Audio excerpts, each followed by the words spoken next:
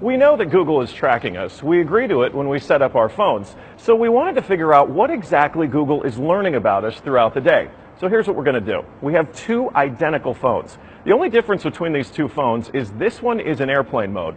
Both of the phones lack a SIM card, and they haven't been set up to access any Wi-Fi networks. So for all intents and purposes, these phones have no connection to a data network. We're going to keep them with us throughout the day. And while I travel around DC, we're going to figure out just what Google is finding out about me. Our first stop, Sim's Convenience Store, just outside our Fox Bureau, for a quick coffee. From there, we took a walk to the Capitol and took a quick walk around the Senate office buildings, and then decided to hop in a car and head around town. Hello. We're going to the Children's Hospital, please. To run our tests, we had to do more than walk the block, so we took a tour around our nation's capital. First, due north to the Children's National Medical Center Hospital, then west to St. Albans School and the National Cathedral. Our tour around town was a 14-mile journey that lasted more than an hour. The entire time, the phones had no access to the internet. Oh my goodness. Not a Wi-Fi connection and not any cellular data service. It almost seemed quaint to assume that Google wouldn't even be able to collect data on me. Let's head back to the Bureau, my friend. Oh, that church is beautiful. Google's business model is simple. Collect data on its users and then use that data to sell targeted ads. It's a business model called surveillance capitalism. But does that critical data collection work even when your phones aren't connected? So we're back here at our Fox Bureau in DC, and we've got both of our phones exactly how we left with them. The only difference, really, I snapped a couple of bad selfies at the National Cathedral. But otherwise, they have stayed in my pocket for the entire day. So let's find out what they know. This is our man-in-the-middle device. It's basically a Wi-Fi network that these phones are going to connect to once we turn their Wi-Fi on.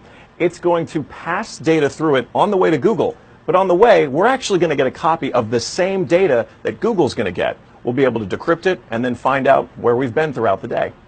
Within minutes, the numbers rolled in. The phone that wasn't on airplane mode registered more than 100 locations, 130 activities, and even 152 barometric readings.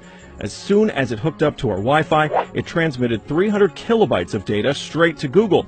The phone even logged our exact locations, tracking us all around town, the Capitol, the hospital, the school, and the cathedral. Now you may notice what's missing here is the exact route that we took, but it got that data too. It knows when I got out of the car. The metadata has a time log down to the very second, tracking everything when they think that you're walking, riding, and yes, even getting out of the car. Okay, so you're thinking, this isn't a big deal. I'll just put my phone in airplane mode. Yeah, we thought of that too. This is the other phone that we had with us that no SIM card also remained in airplane mode the entire time. Let's see what kind of data it captured. The phone with airplane mode activated actually logged more locations and activities than the other phone, and it also transferred hundreds of kilobytes of data to Google as soon as it was activated. The only thing that's missing from this map is our stop at the Children's Hospital, but it still knows we were there. There it is. Exiting vehicle, 100% accuracy. Through complicated user agreements and free software, Google gets users to sign away their privacy for nothing. They're even following you in the places that most people would expect total privacy: government buildings, a children's hospital, a private school, a church. Every move you make, every step you take, Google is watching you.